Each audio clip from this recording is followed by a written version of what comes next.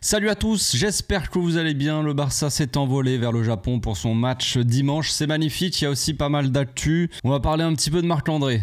Marc-André, terre statique. On y va.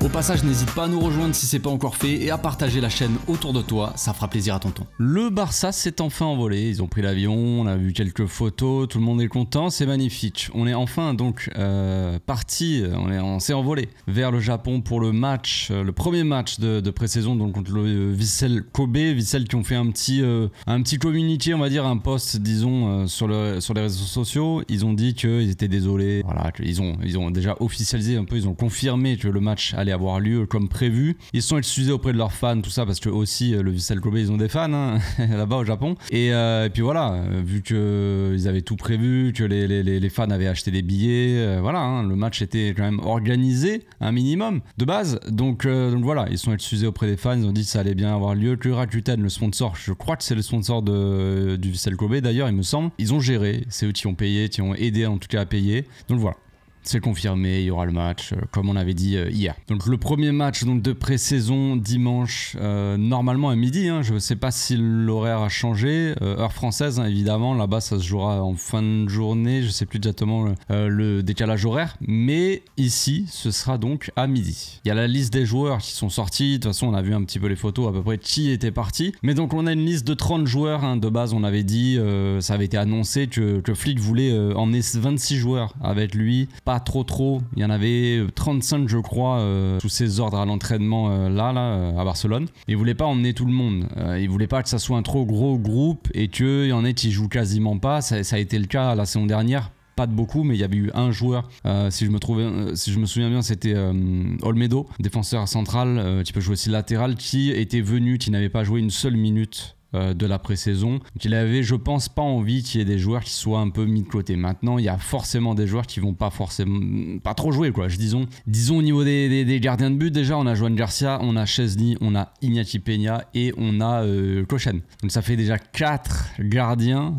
Ça fait beaucoup, sachant que Joan Garcia il faut qu'il joue on va dire un maximum avant le début de la saison, vu qu'il va être normalement le gardien titulaire normalement. Donc voilà, donc bon, 4 gardiens ça va être compliqué. Bref, après en défense on a donc Cubarsí, Balde, Ronald Araujo, Inigo Martinez, Christensen, Koundé, Eric Garcia, Hector Fort, Gérard Martin, GG Le Goat qui est finalement donc là parce que ça parlait de c'était blessé pendant l'Euro des U21 tout ça. Mais il sera bien là donc et Geoffrey donc Torrens. Geoffrey Torrens, hein, j'ai fait une vidéo déjà un peu ça focus sur lui, latéral gauche, très intéressant à fort potentiel qui sera je pense une des pépites à suivre pendant la pré-saison, j'ai hâte de voir ça. Au milieu de terrain, on a donc Gavi, Pedri, Fermin, Casado, Olmo, Frenkie de Jong, Bernal, Guillermo Fernandez, cousin de Tony Fernandez, et Dro. Donc Pedro Fernandez aussi, mais c'est pas de la même famille.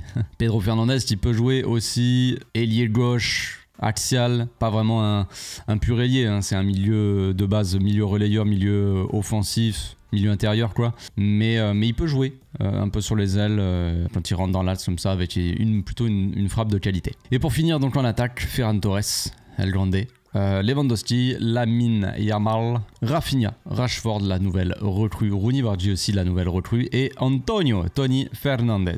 Donc Tony, les cousins Fernandez qui avaient été déjà convoqués la saison dernière en pré-saison il me semble. Tony c'est sûr, Guillet je m'en souviens plus je vous avoue, mais logiquement les deux sont toujours ensemble donc je me dis peut-être que oui. Je me souviens de Tony de son penalty pardon qu'il avait tiré contre Manchester City tout ça avec toute la confiance et la nonchalance, mais Guillet ouais je me souviens plus trop. Donc il y a quelques jeunes, il n'y en a pas énormément en soi, il y a surtout l'équipe principale ce qui est assez logique. Ça parlait au début de Landry Farré, ça parlait d'Ibrahim Diarra, ça parlait de joueurs comme ça. J'en avais fait d'ailleurs des vidéos de Virgili aussi. Virgili il a à mon avis sauté parce que Rashford est arrivé. Si Rashford n'avait pas été là, je pense que Flick aurait pris potentiellement donc Gian Virgili ailier, histoire de le tester tout ça, pour avoir un gars en plus on va dire en attaque. Mais là avec l'arrivée de Rashford, il n'y avait pas un grand intérêt de prendre en priorité Virgili je pense. Rooney Bardi donc qui est arrivé, qui a on va dire la priorité sur Virgili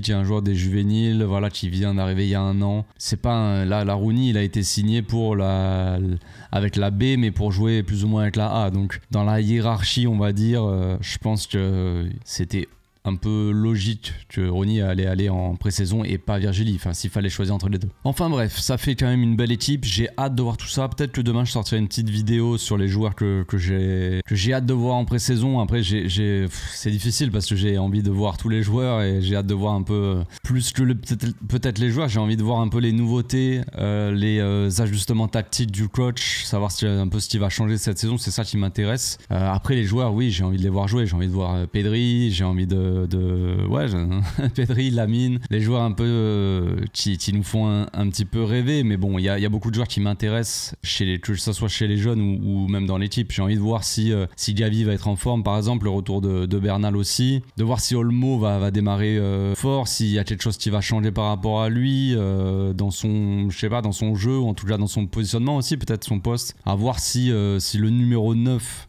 installé sera Lewandowski ou peut-être un autre, soit Olmo en faux 9, soit peut-être Rafinha, soit peut-être Rashford, on n'est pas trop sûr, disons, mais logiquement ça serait Lewandowski. Mais il y a des choses comme ça que j'ai hâte de voir, aussi Joan Garcia dans les cages. Bref, demain je sortirai une vidéo sur, on va dire, 3, 4, 5 joueurs que j'ai vraiment envie de voir évoluer pendant la pré-saison. Avant de parler de Marc-André, on va parler vite fait de Pau Vitor, juste pour dire qu'il est au Portugal actuellement, il va signer à Braga, on l'a dit hier. On a parlé de 12 millions plus 3 de bonus. J'ai déjà parlé d'un pourcentage, on devait donner 30% du montant du transfert à Girone. Voilà, c'est une bonne vente en soi. Un joueur qui n'avait pas sa place, qui n'avait pas de temps de jeu. Déjà la saison dernière, quand il manquait un peu d'attaquant, il avait pas de temps de jeu. Alors là, il en aurait eu encore peut-être moins. Le coach ne comptait pas forcément sur lui, c'est un peu dommage parce qu'on avait vu une pré-saison intéressante. Maintenant, après, voilà, c'est comme ça, c'est la vie. Mais donc, il est au Portugal, il est en train de passer sa visite médicale. Ça devrait être annoncé dans les prochaines heures, peut-être jours, je sais pas, peut-être lundi, qui sait. Ça va se faire, disons, si tout se passe bien. On sait jamais. Marc-André ter Stegen. Allez, on se redresse un petit peu parce que là c'est sympathique. Alors, on va commencer par la base. La base, c'est que le Barça, financièrement, c'est compliqué. Vous le savez, ça on le sait tous. C'est bon, on a compris. On a voulu signer un gardien. Ce qu'on a dans les cages depuis un certain nombre d'années ne nous convient plus. En tant que supporter, ça nous convient plus trop, mais ça on s'en fout. Le club, il s'en fout. Que le supporter lambda de je ne sais où, il soit pas content de Ter Stegen, les mecs ils vont pas changer leur gardien pour ça. Mais le coach, en tout cas, n'est pas satisfait du rendement de Ter Stegen, peut-être même de sa mentalité, de son apport dans le vestiaire en tant que capitaine, en tant que personne déjà. Il s'est passé des choses la saison dernière, en fin de saison, qui ne sont pas passées du tout auprès du coach, peut-être même auprès des joueurs. Bref, tu es capitaine, Marc-André, mais tu n'es pas non plus tu n'es pas Dieu, tu n'es pas le roi du monde, frérot.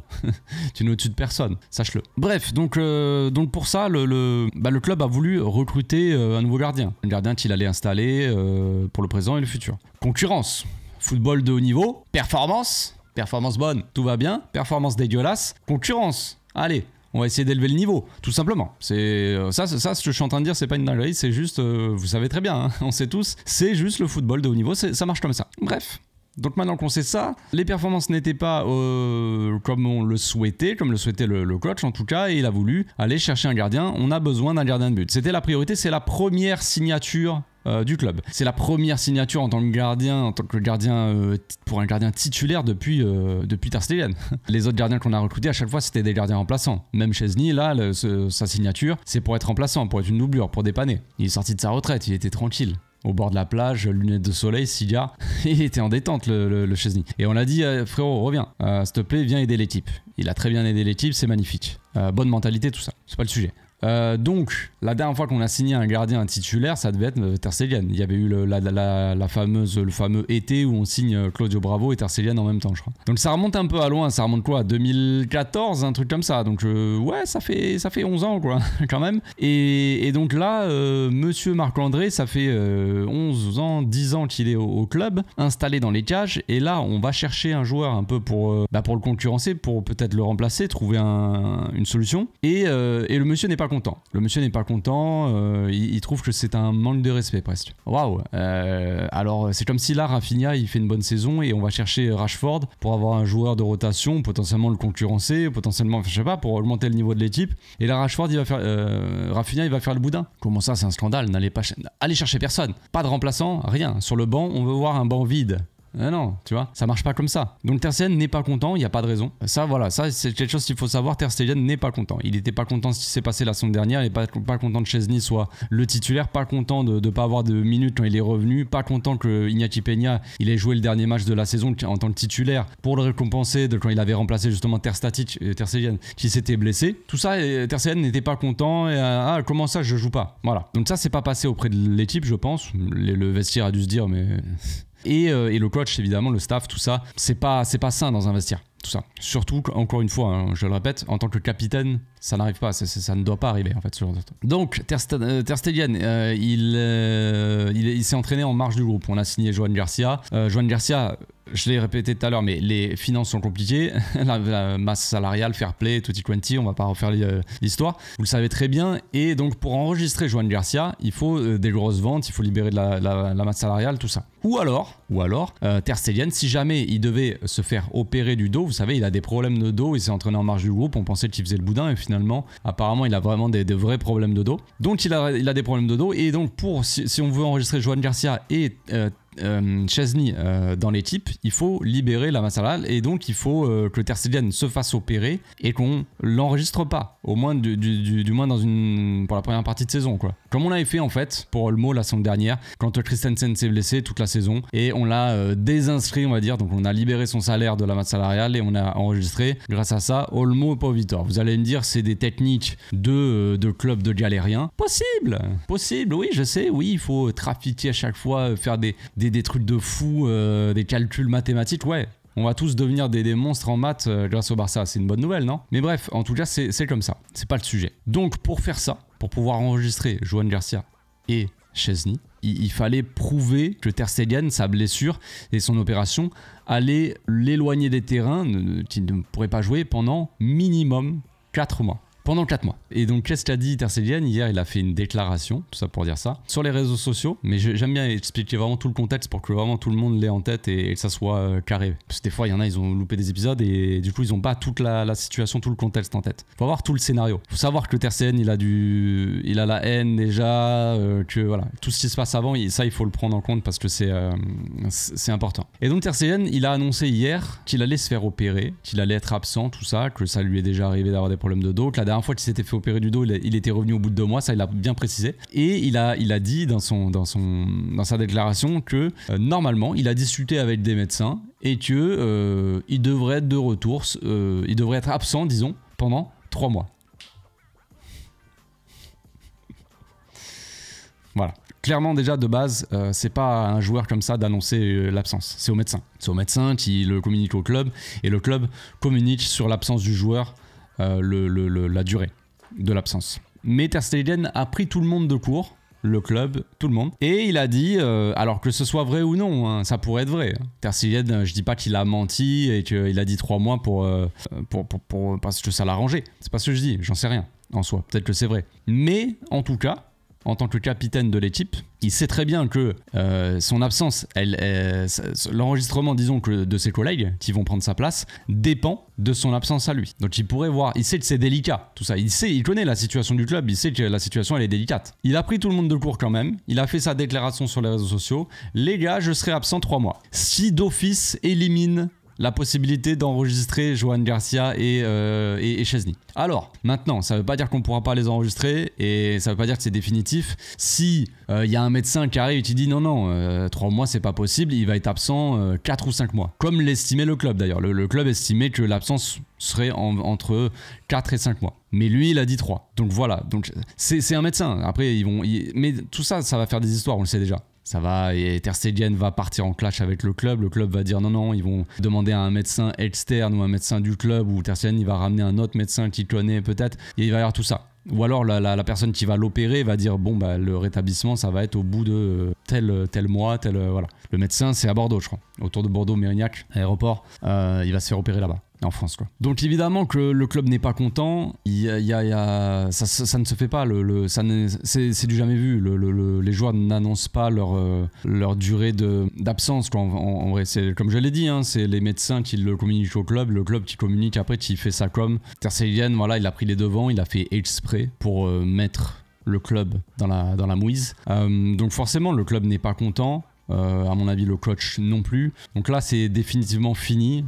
Ter Stegen aurait pu partir déjà, bon, depuis un moment, mais il aurait pu partir potentiellement en légende, ou en tout cas en bon capitaine, plutôt, on va dire ça. Là, il part comme quelqu'un qui va être fortement détesté par énormément de monde, de pire en pire. On en avait déjà parlé, j'avais dit ça déjà, cette phrase-là, qu'il est en train de d'écorcher, de décorner, de détruire un peu son image, on va dire, auprès des supporters. C'est de pire en pire. Concrètement, c'est de pire en pire. Là, il part comme un gros rageux qui a le seum d'avoir perdu sa place. Donc déjà, en termes d'image, c'est pas ouf. Et même professionnellement, c'est pas fou. Imaginez-vous un autre club qui voit tout ça. Un gars qui voulait peut-être ramener Ter Stegen, il capte que le gars fait des histoires de fou comme ça, alors qu'il représente le club aussi. C'est un gars qui est là depuis, comme je l'ai dit, 10 ans, plus de 10 ans. Il est capitaine, il est devenu capitaine du club, donc il doit être l'exemple en fait dans le vestiaire. Il représente aussi, de par son brassard de capitaine, son image, tout ça, il représente le club et ses valeurs. Et voilà ce qu'il transmet comme image. Une image de gros rageux qui se voile la face par rapport à son niveau exécrable depuis quelques temps. Voilà, est-ce que c'est dû à ses blessures, tout ça? Je sais qu'il est souvent blessé, qu'il démarre souvent les saisons blessées. Mais bon, voilà, est-ce que le club a jamais voulu lui trouver de remplaçant, ou est-ce que c'est lui qui a jamais voulu qu'on lui trouve de remplaçant? Non, c'est bon, je vais bien, je vais jouer, alors qu'il est blessé. Serpent un petit peu qui se mord la queue. Lui, peut-être qu'il voulait pas perdre sa place. Et pour ça, il s'est forcé à jouer blessé et du coup, il a perdu son niveau. Voilà. Mais peu importe tout ça, maintenant ça c'est du passé et là le présent c'est ça. C'est ce qui se passe, c'est catastrophique. Donc Ter Stegen, il va partir, je sais pas quand est-ce qu'il va partir, mais ça va pas arranger l'histoire. En termes de communication entre le joueur, son agent peut-être, et je sais pas qui c'est son agent, ça se trouve c'est Pini Zahavi, je sais pas, c'est l'agent de tout le monde au club, entre lui et Jorge Mendes.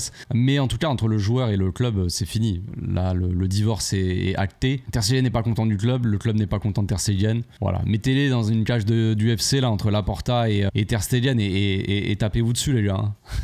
Le sang va couler.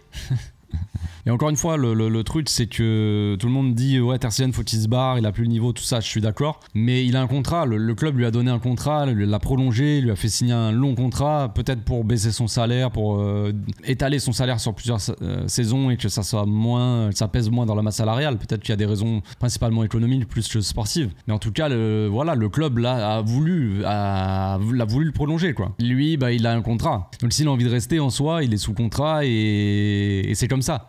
Tu vois, c'est pas la première fois, c'est pas le premier joueur et on n'est pas le premier club à être un petit peu en otage avec les joueurs comme ça qui sont bien payés, qui veulent pas partir, tout ça. Mais il a le droit, c'est le contrat, c'est comme ça. Maintenant, le problème, c'est tout ce qui se passe en ce moment. Il est pas obligé de faire ça. C'est pas dans son contrat d'être un. Je vais pas être insultant, mais de se comporter comme ça, d'être un capitaine aussi éclaté, de faire des histoires comme ça dans son propre club, c'est pas dans son contrat de base. Non, c'est pas dans son contrat. Enfin bref, on va s'arrêter ici. Je pense que j'ai assez parlé de lui. Sinon, il y a Laporta, mais je vais pas trop commenter ce qu'il a dit. Mais en gros, il a parlé un petit peu du stade. Juste la phrase qui m'a fait rire. Pas mal. On rigole pas mal de toute façon avec le Barça, c'est ça qui vient. On ne s'ennuie jamais, mais Laporta il a dit, alors j'ai plus la phrase exacte, mais en gros il a dit qu'il avait annoncé publiquement le retour au Camp Nou aussi pour mettre la pression au chef de chantier, enfin à l'entreprise. Aïe aïe aïe, c'est catastrophique frérot. Et l'équipe de com elle a validé ça. Oui, c'est une bonne idée. Communiquons sur un truc aussi important à tous nos supporters dans le monde entier pour mettre la pression sur une entreprise, sur un chef de chantier qui est comme ça avec son casque et tout. Allez les gars, t'as pas d'autres moyens de mettre la pression. Par exemple, tu peux lui dire, allez lui dire directement, lui mettre la pression, tu sais. Non, pour lui mettre la pression, les gars, on va faire un tournage d'une vidéo où on va dire qu'on est de retour au Camp Nou. Alors oui, ça a dû lui mettre la pression, ça a dû l'énerver aussi. Parce qu'il a dû se dire, mais frérot, c'est impossible. Ah mais je te mets la pression. Ouais mais c'est pas possible. Parce qu'il y en a plein qui disent c'est pas forcément de la faute de la Porta ou de la direction si on n'est pas de retour au stade. Je suis d'accord, c'est pas uniquement de leur faute. Même peut-être pas de leur faute tout court. Mais le problème là-dedans c'est la communication. C'est justement ce qu'il a fait. C'est ça le problème. C'est ça qui est critiqué. En fait, c'est là que la direction elle est critiquée, c'est dans sa communication qui est mauvaise. C'est pas dans le fait de... Parce que les travaux, ça, il y a des retards, on sait tous que dans le bâtiment, même quand tu construis une maison, on te dit la maison, tout va bien, machin, et puis il y a toujours un truc qui arrive, il y a toujours des problèmes, il y a toujours des retards. T'as pas été livré, t'as pas machin. Alors pour des plus gros chantiers comme ça, c'est des retards qui sont encore plus monstres, je le sais bien. Mais encore une fois, c'est pas là le problème. Et encore une fois, le chef de chantier, le mec l'entreprise, c'est pareil. Tu leur mets la pression, mais si les mecs ils reçoivent pas le matériel par exemple, ou ils reçoivent pas les autorisations, tu vois, ou alors la météo. Il l'a dit, la Porta, de toute façon, il y a eu pas mal d'incidents qui ont retardé un petit peu. C'est pas uniquement de leur faute à eux non plus. Mais tu vois, mettre la pression aux gars qui gèrent le chantier en disant ça, bah ça change rien. Parce que s'il a pas les autorisations pour faire des trucs, ça avancera pas plus vite, tu vois. Donc bref, encore une fois, la communication est mauvaise et puis l'excuse de mettre la pression, elle est clownesque.